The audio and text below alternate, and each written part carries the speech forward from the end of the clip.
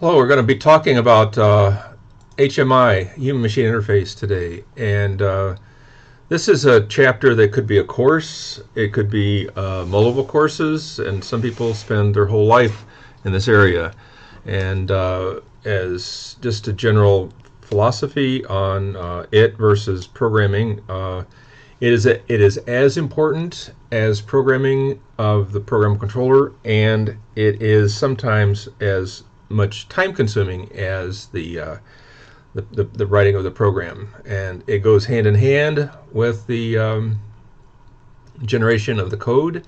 Sometimes there's one person that does both. Sometimes one person does the HMI and one person does the PLC, the logic, and sometimes they sit down and debate about who actually is going to do some of the logic, because some of the logic can be embedded in the HMI. So again, it's a whole big area of a subject, and it takes a lot of time, and it can really be the major part of a course.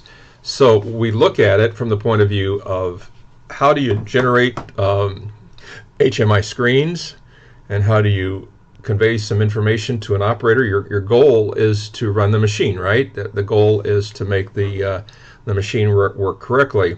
Well, many times the only eyes that are out there are the operators, and you have to convey through the HMI panel how to make it so that the operator can make the machine run in a most efficient manner, and also to diagnose if there's a problem, what the problem is, and how to fix it in as quickly a manner as possible, and get the machine back up and running. So we have various types of software. We have the more old RS View, and we have the Machine Edition. There is also an SE System Edition available, but we have the older ME Edition. There is the newer Studio View, which runs with the Allen Bradley Studio. You can do either the logic, or you can do the view, and this is the newer one that Allen Bradley's putting their efforts into today. This is the older product that they had before, and it's been around for quite a while, but this one is gradually going to take over and probably be the product of the future. We also have the graphics development from Siemens, and this is in general called WinCC, although I don't think we go too deeply into all the capabilities of this product, because we're just talking about a single HMI panel for a single PLC. So we're only touching on the edges of it, but at least we get some idea as to how to make a graphic so that a person can effectively get information to and from the program in the PLC. And there's another product here called OPC UA, OLE for Process Control, United Edition application. That OPC UA, we don't have at this point in time, we do not have a product on our computers for, but we would like to, and someday we probably will. But this is a product that it runs with Visual C# or Visual Basic, and you write most of your programming in VB or Visual C#, and this supports those efforts. And basically, these over here are priced on a per install basis. This is priced on a per application basis. So if you do the application and you duplicate it 5 or 10 or 15 or 20 times, you only pay for the price of the software once, and that's an important difference here. So if you need that economy and you have something that's very duplicates itself many times, this may be the way to go. And some people use this way anyway because of the type of application that they have, the way that they want to do their graphics. This fits their application better. But again, we're not going to talk about it that much, other than to say that it exists and that you need to know that it exists, and that's basically as far as we go with it. So in order to look at a panel and see what we're trying to do, you need to see where we've come from. And here is an old style panel with a bunch of push buttons on it, and selector switches and lights. And this is the kind of stuff that you're going to take off and put on into a single little panel, except for probably this switch right here. This is an emergency stop switch, which you're not going to get rid of, most likely. You're not going to put that on the HMI panel because it's just too important. You might, but I doubt it. This is one of those things where you might put it on the panel, but you have to have special considerations. If you put it on a panel, you have to make sure that when you hit that button, you're going to stop whatever it is you want to get stopped. So that's an important concept of, do I take this and put it someplace else, or do I hardwire it, or how do you do that? But that's just one button. The rest of these are all candidates for being put in a HMI.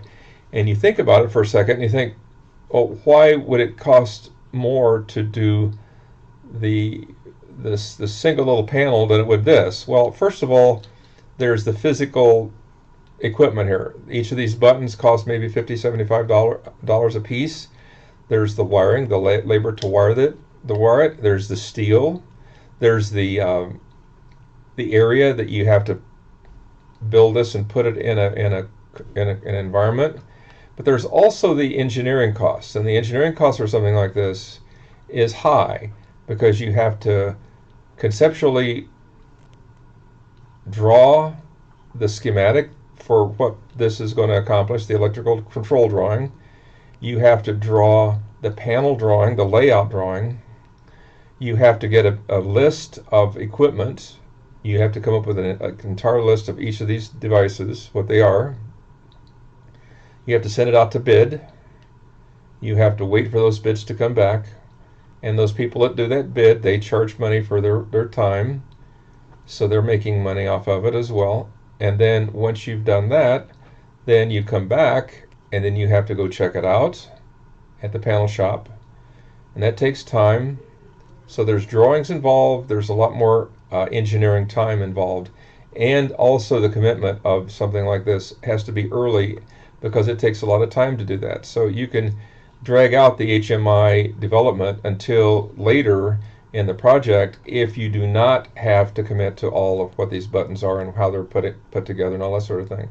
So again, panels cost money, and this is a primary case where something like this could cost you maybe a couple $1,000, $3,000, $4,000 just for the price of the panel, but the engineering costs of this are maybe 2 to 3 times that.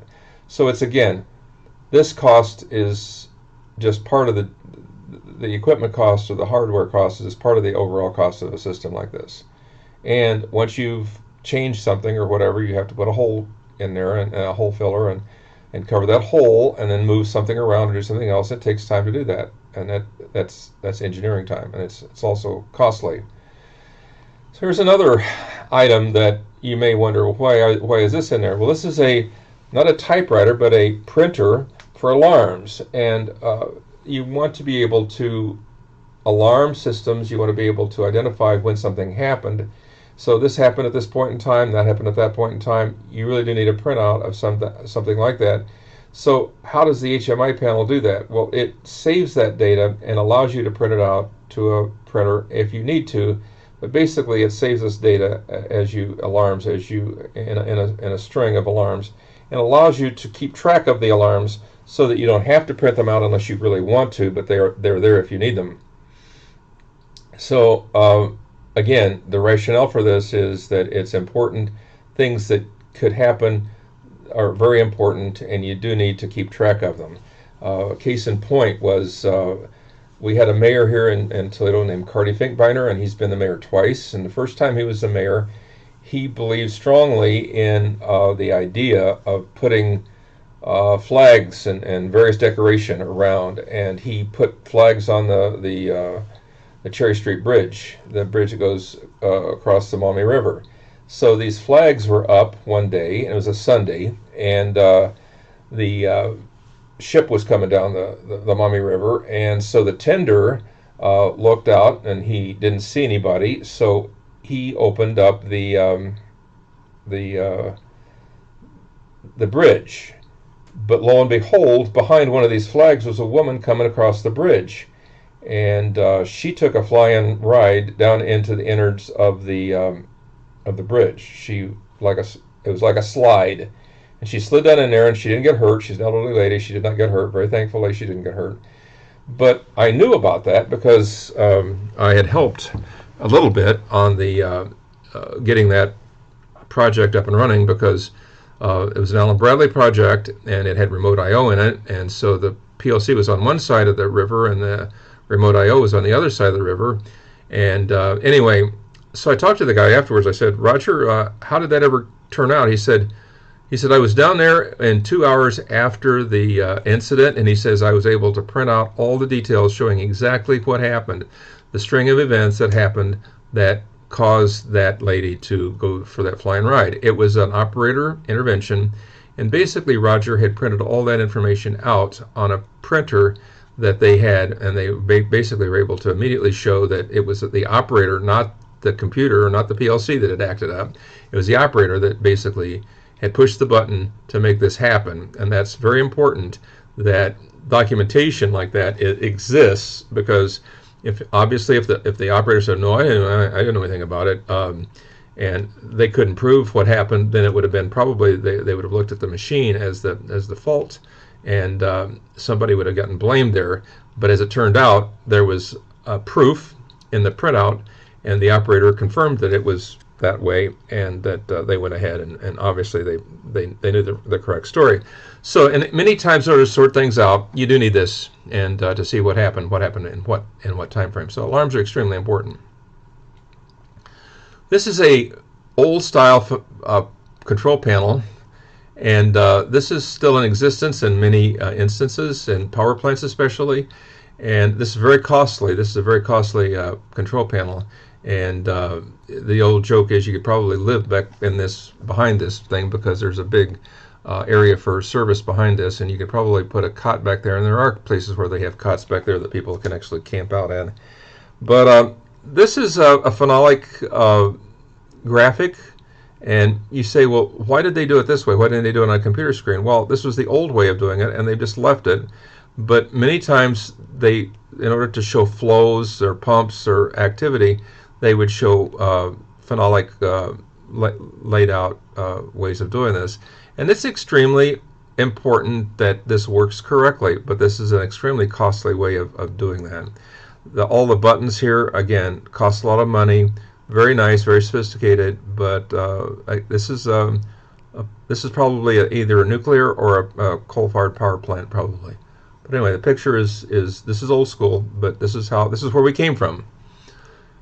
Up until the 1980s, that's all we had. 1985, 87 is when we started getting HMI panels. This is an alarm panel. This is a little panel alarm system, and here again, you had to create the alarm and then get it engraved. This is an engraved lens or an engraved faceplate that if it turned on, it would be a light behind it. It would blink or whatever, but that had to be manually printed or cut. They would do a little cutter thing that would actually print these labels. So again, you have to commit to this early. You have to buy this with these labels in there. They have to all be done correctly. But that's a panel alarm. This is a strip chart recorder. Now you say, why would they ever do something like this? Well, this is paper again, and this would be analog systems. This would be like an oscilloscope that would print out activity based on analog signals. And there's a bunch here. Well, why would we ever do it like this? Because this is all we had. But why would you do it? Because I want to see those analog values over time. So what can go wrong? You run out of paper, your ink run out, or your ink splatter. All those things happen on a routine basis. So ink and paper do get along, but this is just a mess. So you want to be able to print this out, but you want to be able to see it on a screen instead of on this paper. And that's, thankfully, those are gone for the most part. Those are called strip charts. And this is just a readout from a thermocouple.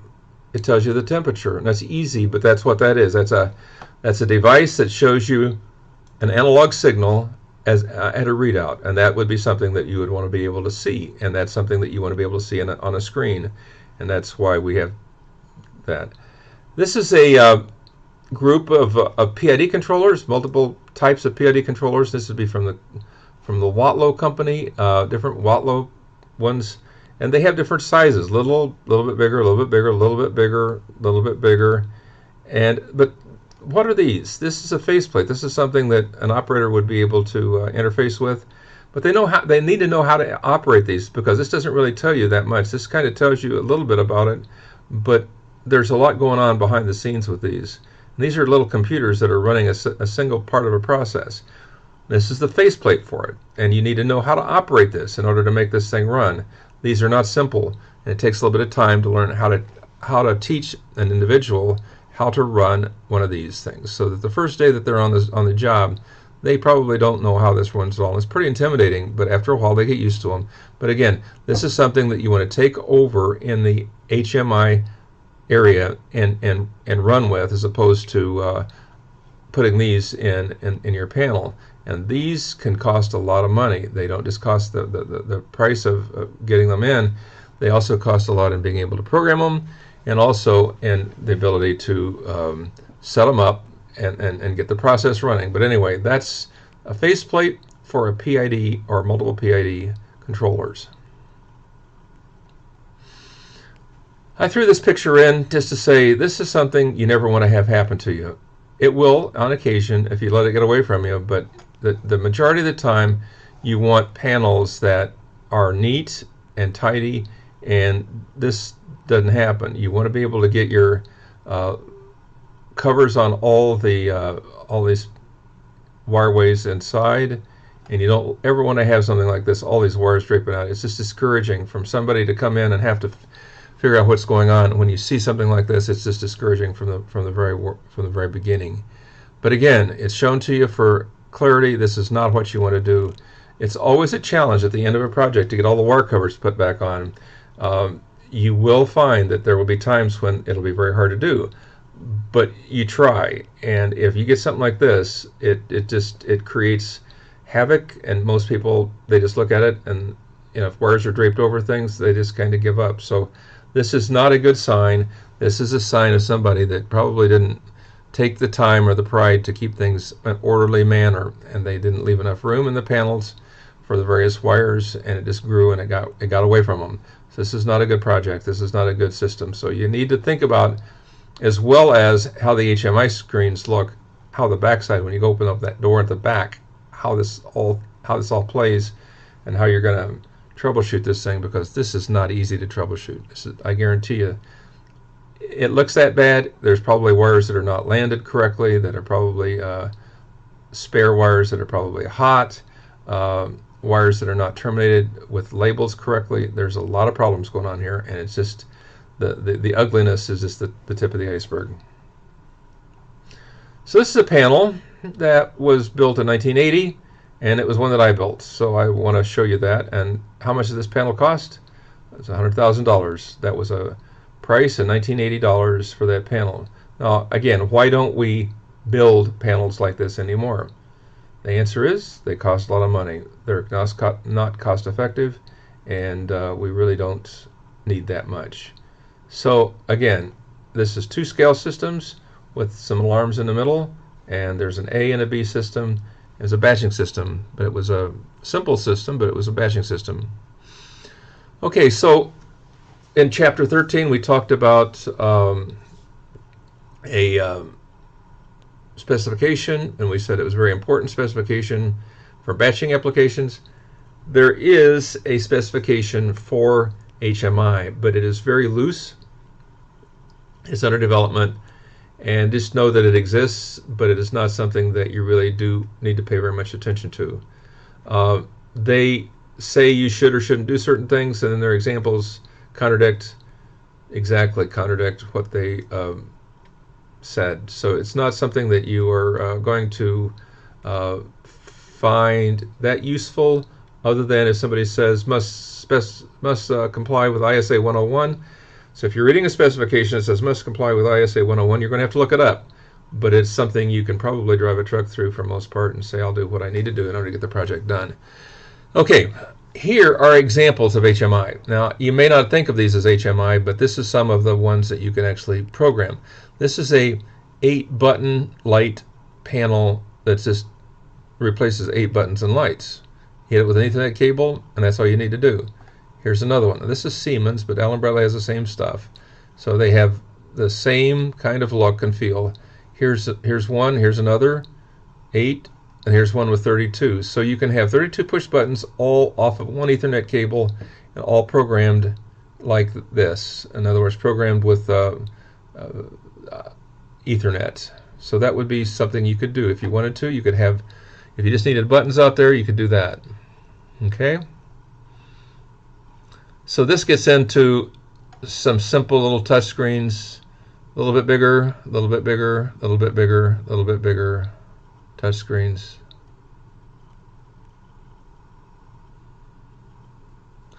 Touch and key, touch and key, touch and key. Here's some of the comfort panels, which I have not had experience using, but these are the more exotic ones, the bigger ones, and they have bigger ones yet. So you can program these. And here are some mobile panels. Here's ones with cables on them. This is a remote that does not have a cable on it. This is all Ethernet with wireless. So these are all control panels that you can walk around with. These have cables on them. This one doesn't. So that's nice. I can have a remote. Now, can you do this on your cell phone? And the answer is yes. You can do this kind of stuff on your cell phone as well, although I've never done that. You can't. It's doable. Okay. So here's some various touch screens. More bigger, better. Bigger ones, bigger ones, bigger ones.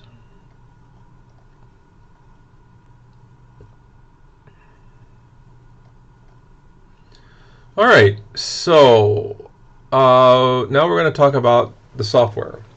And there's the two for Allen Bradley and the one from Siemens. And the idea here is one of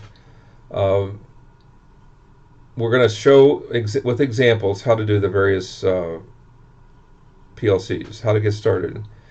So anytime you start a new project or start a new system, how do you do it? Do you build everything and then try it out? Or do you build little pieces, try them out, and then put them together? The answer is you try little pieces and then put them together. And it has to do with this idea of you don't want to build on something that is not workable. So if you start with a single item, try it out, and then do the next thing. Try it out, do the next thing, try the next thing, try the next thing, and then put them all together. It's the same way as how they started with the bridge across Niagara Falls. How did you get the suspension bridge? Well, they flew a kite with a string attached to it across the river. And then they used that to get a rope, and they used the rope to get a, they used the kite to get a thread to get a whatever, and eventually they got a bridge. So basically this starts with little and try it out and then go with the bigger stuff. So don't try everything out all together all at one time. Try it one piece at a time and then build from that. So this is the newer Allen Bradley. This is called Studio 5000, and then you get into the HMI panel called the View, and this is what you get. So this is an environment where you can actually build a screen, and you can try that screen out. You can try it out from right here as well. You can actually do a real-time trying of that, and then you can download it to a real screen if you want to. Now, we do not have any here in our labs. We do not have any Allen Bradley dedicated screens. We did at one time. We don't anymore. But basically, these screens are little computers, and they run basically the graphic that you have, and then that basically is it. The other thing you have to do is you have to figure out how you're going to tie your variables to buttons. So your variables, your tags, exist primarily in the PLC, and you don't want to have to type them again in the HMI. So you have to access the tags that are already in existence in the PLC, and that's how you control that tag. You control that button by pushing a 1 or a 0 to a specific tag It's usually a tag that is associated with the PLC. And that's how Alumbrella does it. Siemens lets you go with tags either in the PLC or in the HMI, and I'm sure Alumbrella does too, but I've not done that. But basically, what you have to do is you have to tie the tags of the two devices together, and that is a process that we're going to go through in both the Alumbrella and Siemens to show you how that's done. So this is the base screen for the Alumbrella. This is the newer system, and this is the base screen. Now the question comes up, what do you do first? Well, one of the things you want to do is, okay, this is a screen that shows the connection of the PLC, the tags in the PLC, to this HMI. And you can do that here. You can do that with the with this screen. So you select a path, and then you basically find the controller here, and the HMI. You have the HMI. You have the controller IP address, and then you track it, and then you basically find its name, and that gives you the references so that you can actually tie the two together. So that's basically, you have to find the controller, and then inside the controller are the names. So all the names of all the bits and the words and everything that you're going to use, all the tags, can be accessed once you've done this operation right here. So the first thing we do is we want to do a button. It's the simplest thing we can tie it to, and we're going to do that first, okay? So this shows you how to do a button. First, right-click on a rectangle. So there's two ways of doing buttons, and one of them is on the left, one of them's on the right. I like this approach here. Click on a rectangle, and then basically use the rectangle as a button. So choose set tag to 1 on press and 0 on release. So right click on the rectangle, choose the option set tag to 1 on press, 0 on release, and that's as long as I'm pushing that button or pushing that point on the screen or clicking it with the mouse, it's pushing a 1. I let go, it's pushing a 0. So this is the button behavior you want. Set tag to 1 on press, 0 on release. And then you have to find the tag, and this is where you go and you find the tag in the tag database for that program controller, and it physically goes down to the PLC, brings the whole bunch of tags back, and then you pick the one that you want. Okay, so in the PLC I'd created a program. A pushes to B. So if I put A as a button, I push the button, it turns on a light. So if I push this button A, I have the light turn on. Okay? So that's what this is about. And I want to test that. I want to push a bit, and then I want to see in my program, does B turn on? In other words, I run these applications side by side on my screen. On the left-hand side, I have the PLC program. On the right-hand side, I have the HMI program. So I program the button and then give it the tag name A, and then I animate it, I run the application. And once I do that, if I push the button on the screen, this should liven up and it should turn on B. If that happens, then I know my button A is working. So this is how you see it. You push the button, you see it work, and that's the important thing. You actually can see this happening in real time.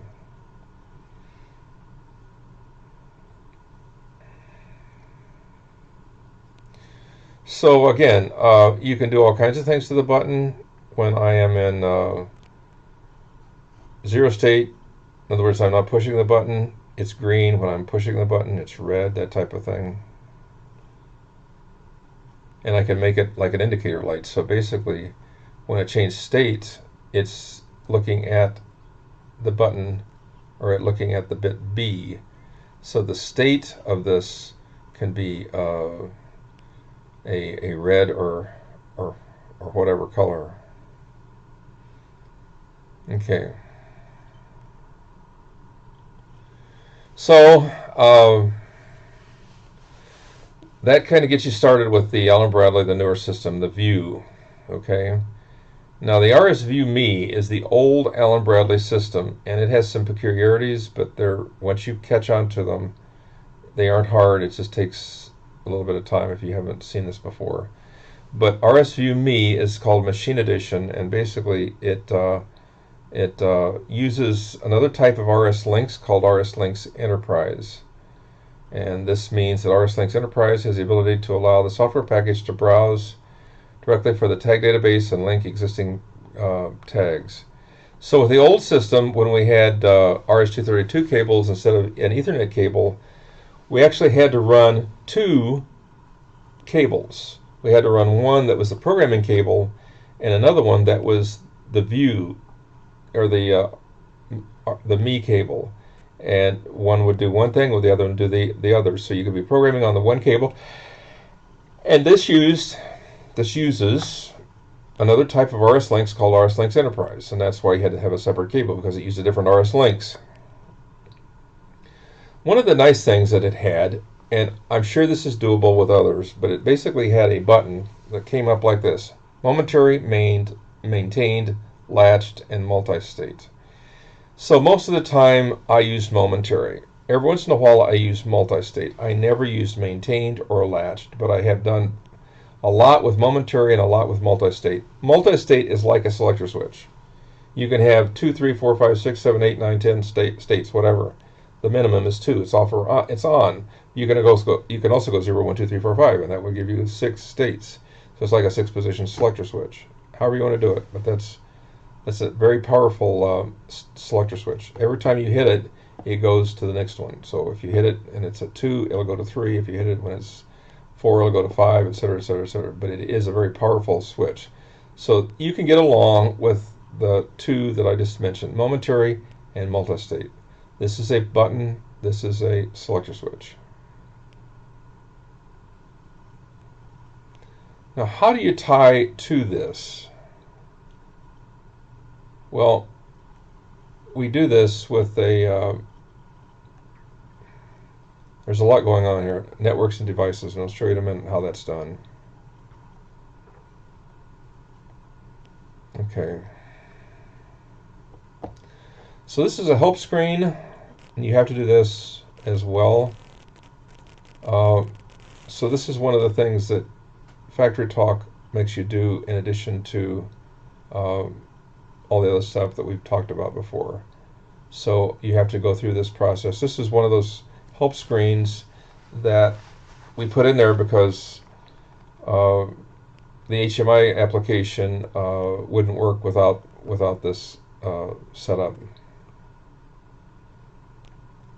So you have to access, reconfigure Factory Talk local directory. So you have to do this.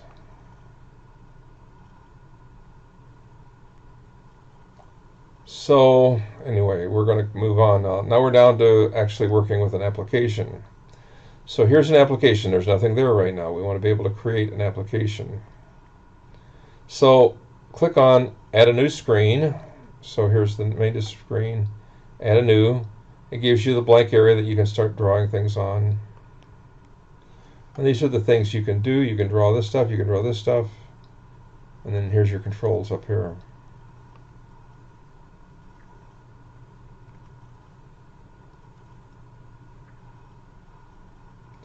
So here's the button. So I clicked on a button, then I got push button. I click on objects, then push button, then momentary, and that's what creates this button. Okay. The other thing I got to do is I got to come down here immediately after I get started, after I have the button up here, is RS Links Enterprise, communication setup. You got to establish communication with RS Links Enterprise. And when you click on it, it says create a new configuration, and you say yes. Finish. So this is what you see. You see this little block here. So over here, under RS Links Enterprise, you toggle down until you see yourself over here on the right. Then you click Add.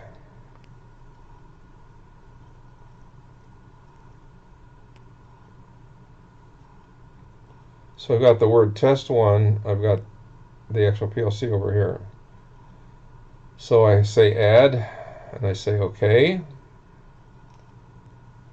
And then say Yes.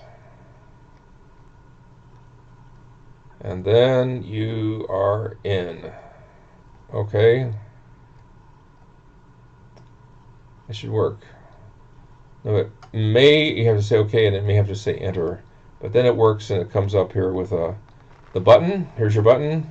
And now I want to tie that button to the bit in the PLC. And how do you do that? Well, you click on the button, and here's the boxes. There's General, States, Common, and Connection. So we go over to Connection to tie it physically to it. Now you get the button sized by just bringing it in. So immediately just go over to Connection. You can go through states and all this kind of stuff if you want to, but just go over to Connection and click on Tag. In the tag browser, it comes up with this thing called Test 1. You click on System. OK. And then it says Refresh all folders. You got to do that. What it does, it goes down into the program controller, brings all the names up when you do that. And here's all the tag names inside the programmable controller. Some of them are universal. In other words, some of them are system tags, and some of them are your own invented tags, but there they are. And here are the I/O, some of the I/O that you see, and also the program tags for the various controls. So you click on the one that you want, click OK, and then it comes up with, it says Test 1, which is your link that when you did the RS Links Enterprise. And this is called main program, and then the bit called stop. Once you've done this, click Enter. Then you come back, you dress it up if you want to. Then to test it, if you just want to test the individual screen, you click on this triangle.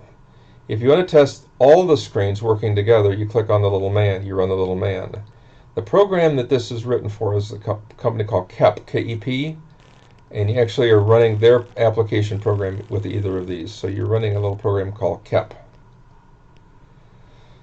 All right, now we're down to the beginning of the Siemens, and this is something you've already seen in Chapter 7, just a little bit of an introduction, but we want to do it again. So when you click on a blank screen, the system screen, the root screen, this is what you get. And we basically went away from that. We clicked on Add a New Screen, and then that was the system. That was the screen that we wanted to do our work on. But here's the various tags. Here's the work area that you can describe the screen, and here's some of the buttons, and here's some of the elements as well, objects and buttons. Here's a button. You can use this one, or you can animate a rectangle as well. Okay, either way works.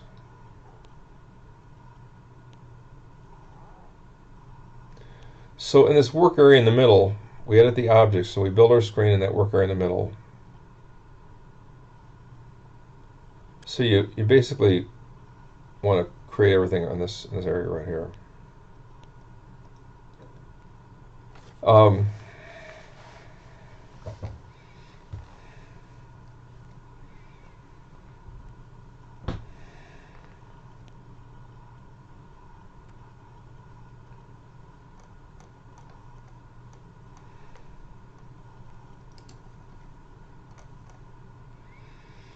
Okay, so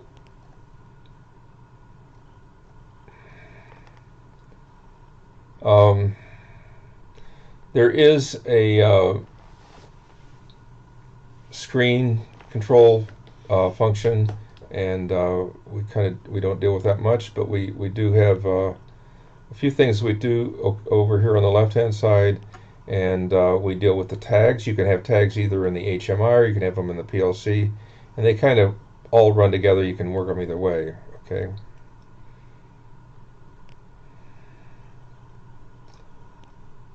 A screen can consist of static and dynamic components. Static components such as text and graphics are not updated by the control system. Dynamic components are connected to the control system and visualize current values from the system's memory.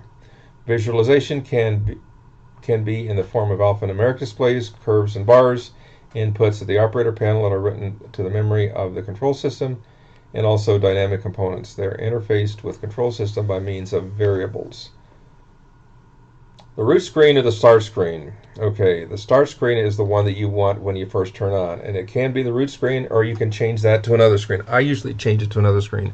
I usually create a new screen, change the root screen to the new screen, and then start from there. Okay, so this is a panel that we're going to build, and we show. I got a total tutorial from Siemens on how to build this. This is a conveyor with a beer bottle going across, and as the beer bottles go across, they populate these slots in the output box. So basically, every time one goes across, you populate another slot in the box. Okay, so this gives you a starting point, and we want to create. We have a PLC already.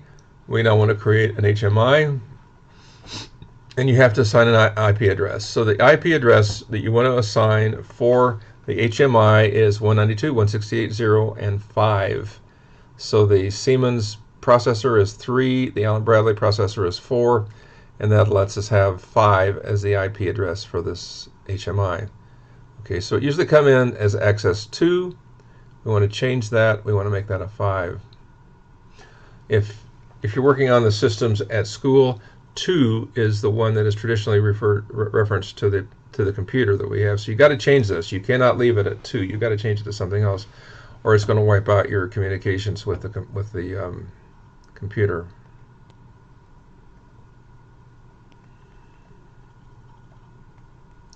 You can use function keys.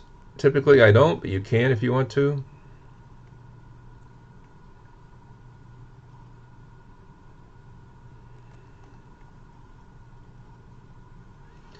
So here's the configuration for a button. So here's your button, you drag it over, here's the button.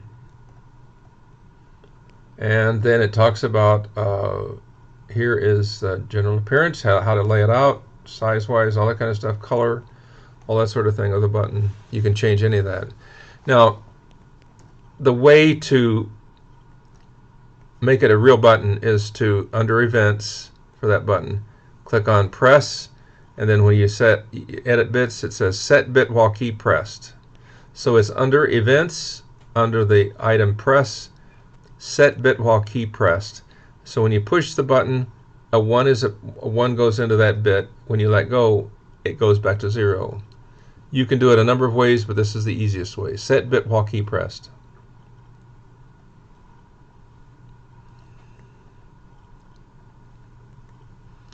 So that gives you a little bit of a background as to how to set up that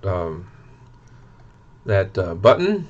So that's, again, the first thing you want to do is to download it and try it out and compile the HMI program, download it, or in the way that we do at the back of this chapter, we actually don't download it. We use the RT and we simulate it. We run it in the simulator mode.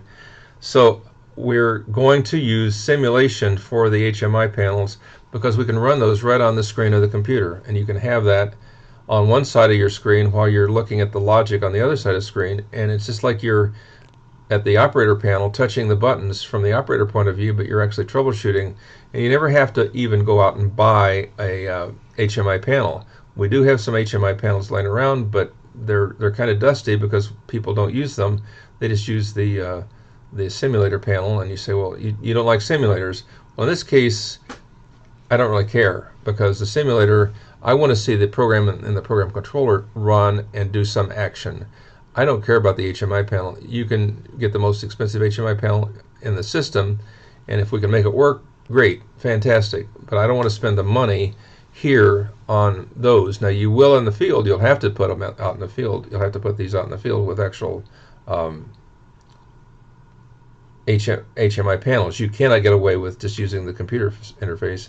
That's not viable. But in the case of this situation, it's very much to your advantage to be able to run this as a simulator, just to see if it works. Okay, so you create this button, these automatic and manual buttons, and it's either one or the other. It's either in automatic or manual mode. You can click on one or the other, and that's like a switch, right? It's like you can have it either way, as a switch or a button. So test it, run it, test it, and see which way it is. Start and stop buttons, same way. So they go through and they start through these buttons, and you can see how they do it.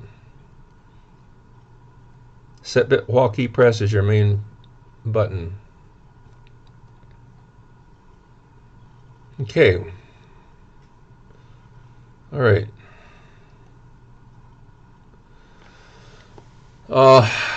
Allen Bradley button configuration. So I have this button. It's a momentary button, and I do my refresh all folders, and I see that button, and I do the same with this button right here. Either way works the same way. Okay. So there's various types of graphics that you can use as well. You can use things like the conveyor. Both of them have conveyor systems on them. Both of them have a beer bottle. You can use the beer bottle from either system. You can put that beer bottle in and you can animate it going across. Show you how that's done in a minute.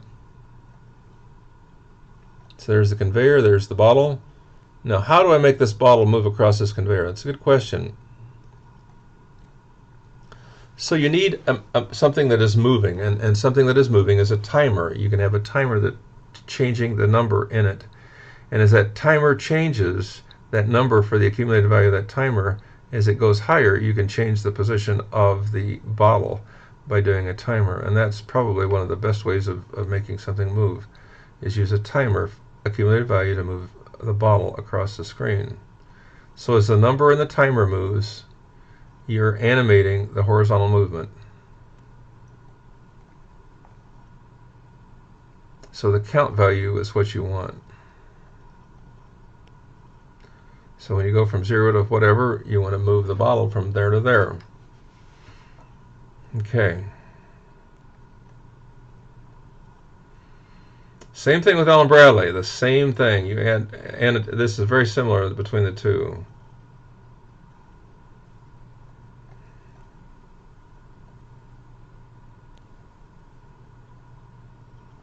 Okay.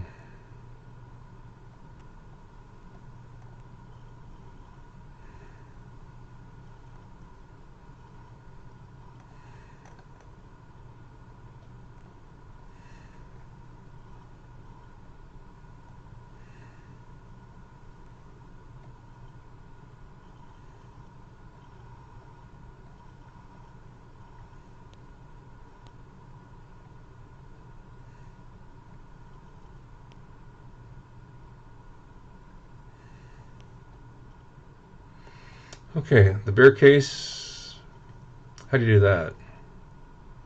Well, you animate the beer bottles by drawing one and then making them visible or invisible based on a logic statement.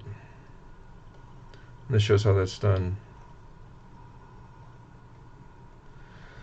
So you draw the case.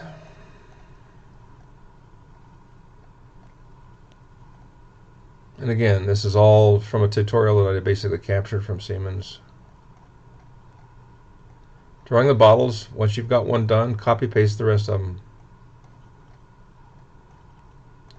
So there's one, copy paste the rest of them. And you make a statement that basically says that if a number is greater than certain, make it visible. If it's less than, make it invisible. So you're animating the visibility of that, and then the range, it's either visible or not.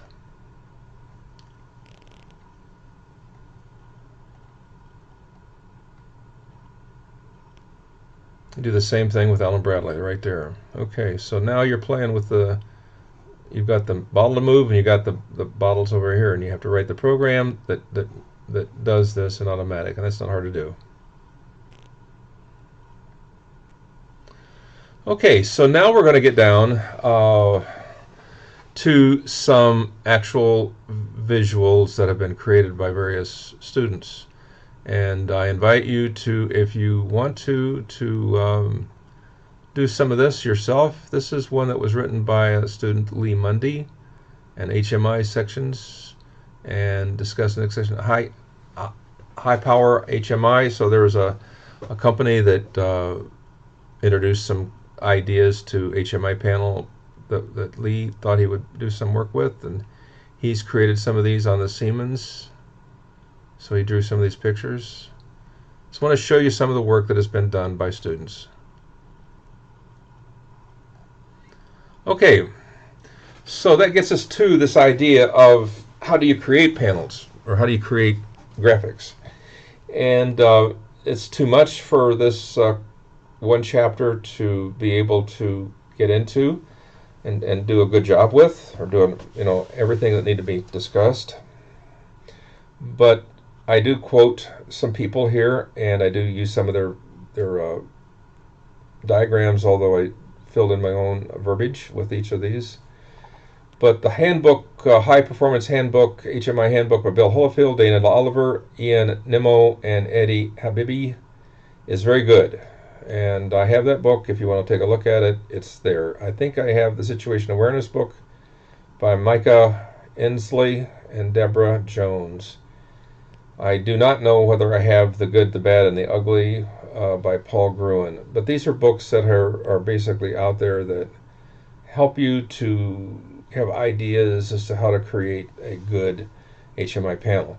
So when you're creating a control scheme and you're trying to figure out all the angles of what to do and how to do it, realize this: when the president of the company comes to visit, and they want to see what their money has been spent on, they take them where? They take them to the control room. They don't take them out on the line. They don't show them all the process going on out there. They take them to the control room. And what do they show them? They show them the screens that you've programmed. And the real question is, do you want to be embarrassed or not by the screens? Because these are where you need to put your best foot forward and be able to show, or have somebody show the people that are in charge what they've spent their money on. So basically these are very important screens, some of them especially, that convey the ideas that you want them to convey. In other words, you want this to look good. But what basically is your job? Well, it's to create situation awareness for the operator.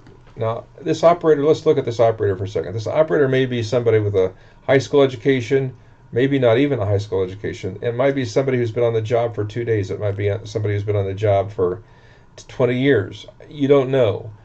But you have to assume that they don't know much. And you have to assume, without cluttering everything up, that you have to teach them every step of the way in order to get them through. You also have to allow them to get through quickly. So you have this game of show them enough but not show them too much, help them as need be. So that's kind of where you have to create a situation where you make them aware, whoever they are, of the situation that you're in and how to get through it, and how to get through it as efficiently as possible. Can somebody with the best written control program mess things up? And the answer is yes. Can an operator make things so bad that they can actually stop the process? The answer is yes. Can they cause operator error? Can they cause great harm? Yes. Can it cause people to get killed? Yes. You can see that. After a while, you can say, well, I tried my best to make it foolproof, but they figured out a way, and they did. So again, you must always consider helping them, guiding them, making sure that they don't mess up. But you have to think like an operator. What would he want to see or she want to see, and that type of thing. You must use color effectively. You must interpret the data, and you must depict device status, and you must have good organization so people can understand them. So situation awareness is the one on the top, and that's the one that basically is the most important one. Holofield gives a number of examples, and he goes back in history from the 1980s and moves forward. Here's one of his examples. This is called a control wall. This is like the ones that were and those early ones that I showed you. But this is a mess. This is a mess of strip chart recorders, and somebody that really knows what they're doing, maybe they could make sense of this, but it take me even a lot of time to figure out all the stuff that's going on here and why things are going on the way they are. Okay. So they moved from that to this. And this again shows a lot of stuff, but it doesn't show you a lot. It doesn't help you a lot. You want something that will help you. And this is a graphic, but this is one of the early graphics. So basically they moved from the old style to this style. Now this is probably somebody that thought they were doing the right thing because they used the PNID, the Process Instrumentation Drawing, and they basically copied it. They copied it and they used the PNID and said, that's good enough. If you can understand the PNID, you can understand this. Well, what's wrong with that? Well, PNIDs are not easy to read, especially for a person who's not familiar with the process. What do these numbers mean? They don't tell you, do they? They really don't tell you very much at all, nor how to get out of a problem if there is a problem. Where's the problem in here? Are there problems in here? I don't know. I don't think you would either until you were trained. And a trained eye would probably pick up on the things that might be wrong, but realize that the person that's walking into this might be only on the job for 2 days. Not good. Not a good sign. So even though this was what was accepted, you need to think beyond this. Okay, so they first went to that on steroids. They went to 3D, thinking 3D was the better way to go. 3D all it does is detract from you. There are no trends. Condition indicators are key performance elements. You cannot easily tell from this graphic whether the operator is running well or whether the operation is running well or poorly. Unfortunately, this is more than 90% of the graphics used throughout industry because they were not designed to incorporate such information. Instead, they simply display dozens of hundreds of raw numbers lacking any informative content. Okay, so what is this? It's a flight simulator. Why would you think this would have to be an important HMI? Because people that are training on this are going to be flying airplanes, right? And this is their last attempt before they actually go out and fly to see whether they're good enough to at least fly. So flight simulators have to be good. They have to represent what's going on in the process of flying. They have to represent things well, and they have to give you exactly what's going on, or else it's not a good experience. So if you want to look at what is a good HMI, look to the flight simulators because they're very, very, very good. And again, I'm not trying to make you an expert at all types, but this is an example to shoot for. This is an example not to shoot for. Numbers don't mean anything. You have to show graphically what they are with respect to something else. In other words, what does that number mean? I don't know. Is it okay or not okay? I don't know. You follow me? These do not convey any information. This does. So this is those ones up above, but it shows you where you're at. And if you're in the blue, you're probably okay. If you're in the whoopsie-doozy area, you're getting out, but how bad is it? I don't know. It's getting pretty bad. Here's one that is kind of low, but it's still in a good area. You may want to check that one out. Here's one that is in the alarm area, and you really do want to know what's going on because that's not good. Okay? So that's this again. This tells you what's going on, even though it's not a picture of the process. I don't care. I want to know what's going on and what's bad. This one's bad. How bad? Right there. It's an alarm. Barely an alarm, but it's an alarm. What do I do about it? I don't know, but I at least know that one's an alarm. I better go fix it. I better go find out what it is, what's going on. Now, here's two ways to show some of these things. Here is the bare one, and here's the more sophisticated one. So this shows, is the process running correctly or is it off? This one shows what we would call the faceplate. And you remember back when I showed you the PID controllers, those ones that were the watt low? This would be the same thing on a screen. So is this better than this or this better than this? Well, I get more of these on the screen than I can this, so these are probably okay. But if I click on this, then I could have a pop-up that shows this. So you now see the possibility of this going to this, but only when you're in a bad way. In other words, you don't want to have all of them like this on the screen. You just want to have them like this. But when you click on this, if there's a problem, then you get this. So how do you click on this to bring this up?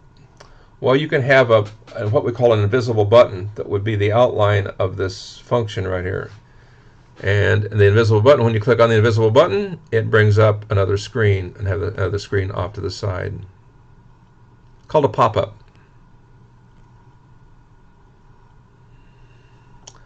Color. Color by itself is never used as the sole differentiator of an important event. If you use too many bright colors, they excite people, and you might get people overexcited, too stimulated.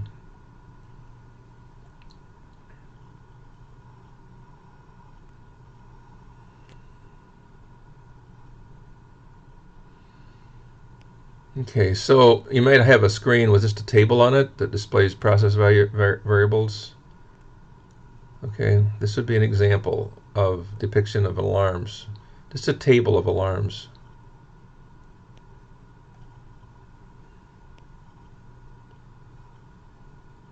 Okay. And here again, they talk about red and green. They say that's wrong. This is better. Why? Because some people are colorblind, and the bright would say it's on, the dark would say it's off. That's easier to say.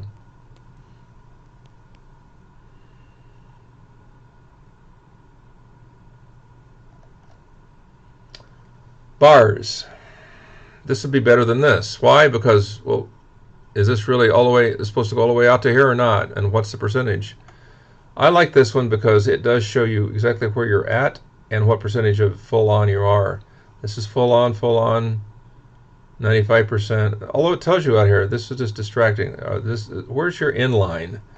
What percentage of full on are these? So again, all the way off. Is this one on? Is this running?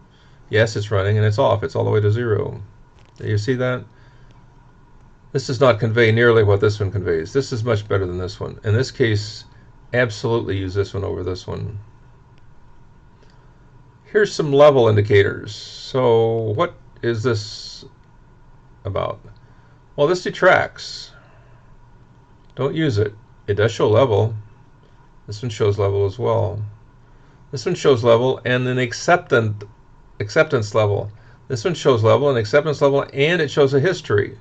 This one shows level, and it also shows when you are in alarm.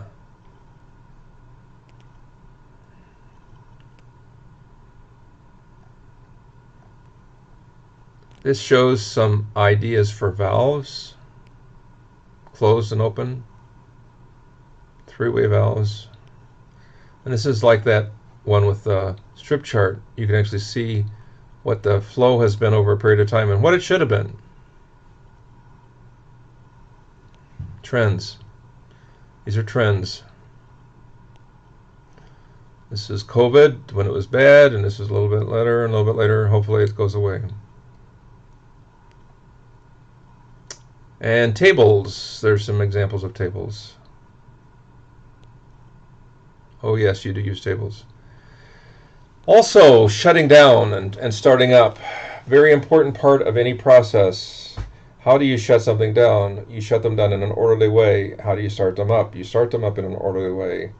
And usually you just have one button that does the whole thing. So here is there's an interlock. This shows you an interlock.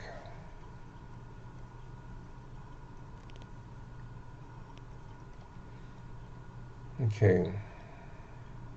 And a startup. So this is kind of like one of those things where it's starting up, and as long as it's within this path, it doesn't bump into either side, it's okay. If it gets outside of that, you want to bring it back in immediately as best you can to keep it within this operating setup. You want to get up and running, and you want to get up and running in these within these guardrails.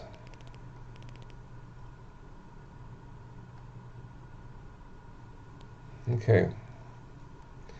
So also you want to have a hierarchy of your displays, and at the highest level is the overview. And this, people vary on this a little bit, but in general, this is something that most people agree. Level 1, process area overview. Level 2, the unit control display. Level 3, the unit detail display. Level 4, any support display, any support equipment. And this goes through again with some examples from Holofield showing level 1, level 2, level 3, and they don't show any level 4, but there is for support. Okay. All right, so that gives you a little bit of the background from Holofield and HP HMI, high performance HMI. By the way, the people at HP HMI actually have been programming in the Toledo area. They programmed the gas lines that came through here, and that some of their HMI programming was used on the gas lines that came through the Toledo area recently, that were recently installed in this area. So again, different people have different requirements, but basically there's this process, and they've done a lot of work in especially in the gas area. All right, OLAY for process control, OPC, is a standard that there is a foundation associated with it, and it basically allows you to do graphics without having to pay for a huge device-to-device fee. And Allen Bradley has a linking product through RS Links that allows you to link to OPC, and this was used at one time by some students. And some of the things you can then link to would be Microsoft Access and Crystal Reports, and you can use those with OPC as well. So if you want to use reports, there's one of them, but there's many, many more now. So again, that's not to be the only one, but this gives you some ideas. Other people have standards as well, and you should review those.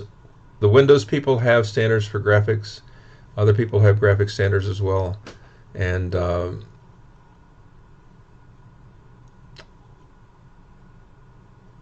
I just wanted to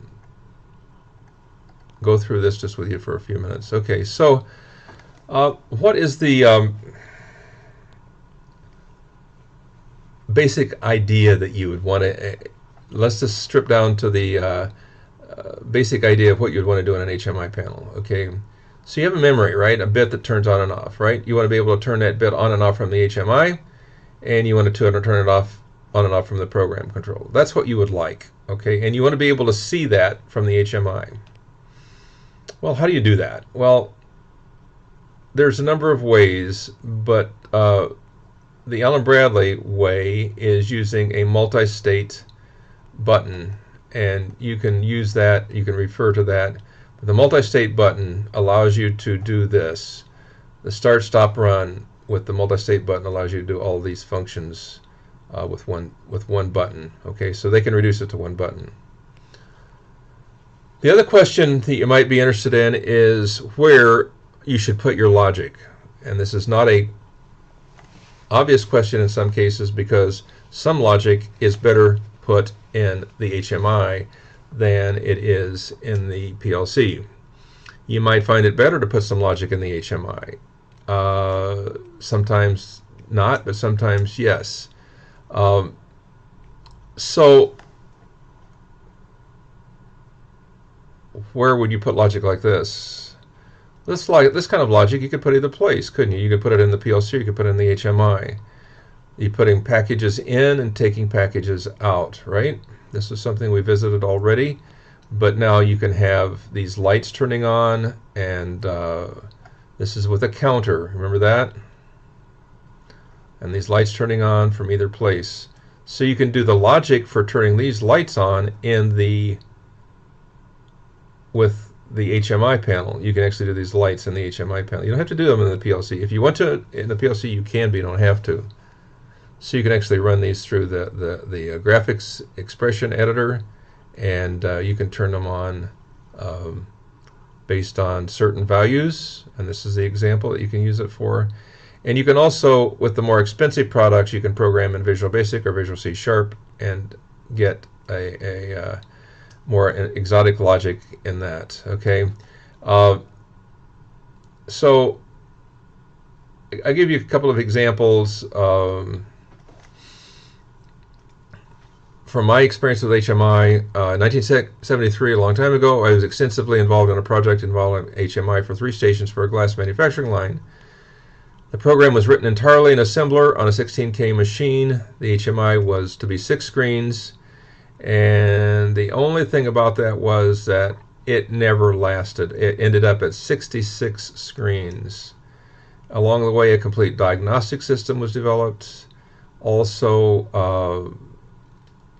there was about 23,000 assembler card statements, and that's a lot of work. It took a long time to get it done. It was with a treed type design for the operator to be asked a series of choices, and then they moved further out on the branches of that tree. And in the end, it was very well accepted, and it took way too long to develop, and it took more than a year to finish it off. But it took a lot of time, but it was well worth it, and it worked. One of the things learned was the conflict between production and the hypothetical original design. The manufacturing environment was not ready for the complete automation of the theorist. If a production supervisor found it more advantageous to have the glass taken off someplace as opposed to someplace else, he wanted that flexibility. The automated system did not give that kind of flexibility, and he refused to use the system. So I had to do it. In other words, if I'm going to get home, I was going to have to do that. So I did. The other lesson was a complete diagnostic reporting. The operator was not going to succeed until every switch was operational, and these switches were constantly failing due to the moving glass.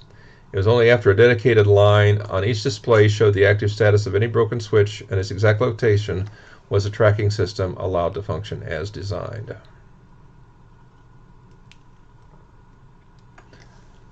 In 1998, I worked on a system that had 2 PLCs and 4 programmers, 2 Modicon program controllers, and the HMI was Wonderware. I was responsible for the program in one of the program controllers. My counterpart worked on the HMI portion from India. 2 people worked in the area of the steel movement portion, and they were in Toronto, Canada. And we put it together, and it all worked. Believe it or not, it all came together, and the whole thing worked. The rules for the steel part were like that of a baker with an oven big enough to handle multiple cakes with various baking times and temperatures. If a cake was in the back of the oven, was ready to come out, could a new cake be inserted in its place given the time overlap of a second or third cake presently in the oven? The rules allowed for proper baking time, temperature for each individual cake while controlling the temperature of the overall oven. Okay.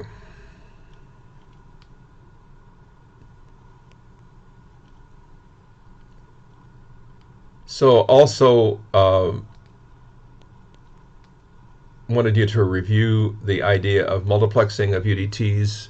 This allows you to take a UDT and build it as a graphic as well as a logic, like a function. So you do the function, you do the graphic, and you put them together, and it's one UDT that has the graphic and the logic together.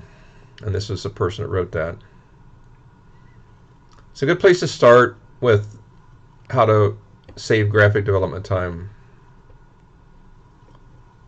So it gives you some ideas. So this is the only chapter devoted solely to HMI programming. In Chapter 7 we had a short tutorial, and that was just get you kick-started. But this chapter tries to envelop that and goes through the whole development of HMI panels And you ain't seen nothing yet, because as you go through the chapters at the end of this book, and chapter 17 and chapter 19 especially, you will see huge HMI expenditure of work to get those up and running. So there's not a huge amount, but there is a good amount of work to do the HMI panels in all of those applications. So we don't leave this topic, we just keep going and we just keep adding to it.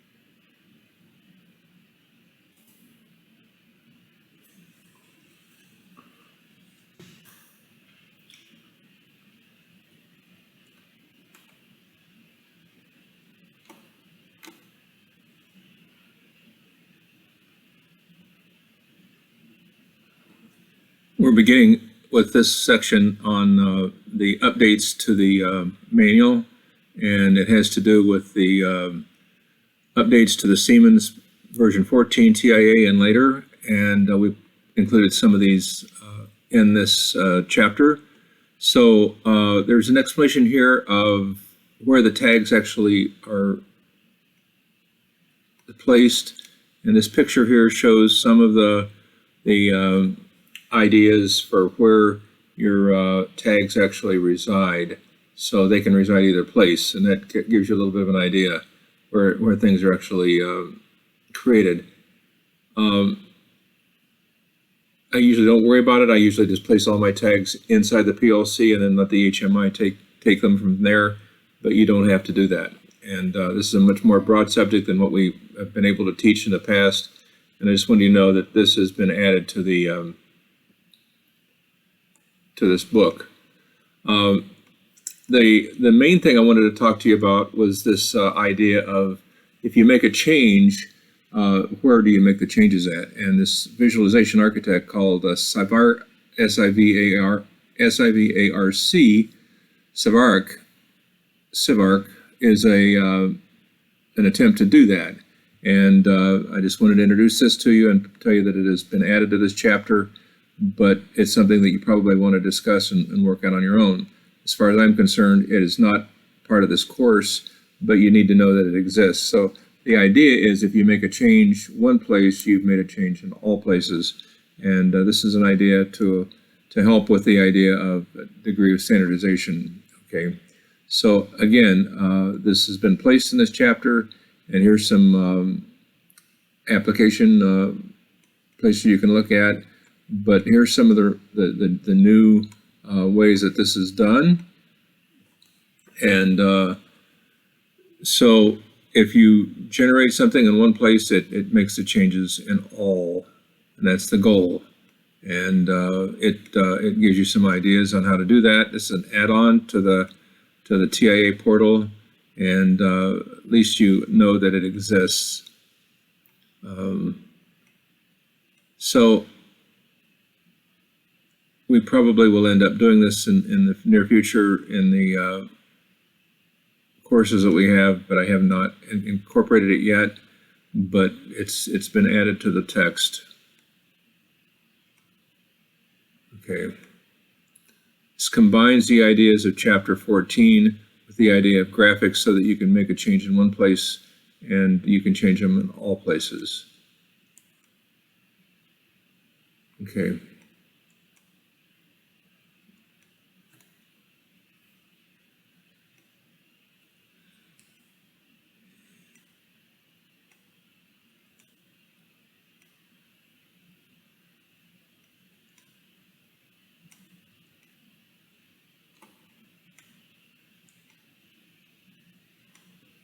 So this gives you some ideas as to how to be more efficient in your use of the graphic and control package. Take care and have a good day.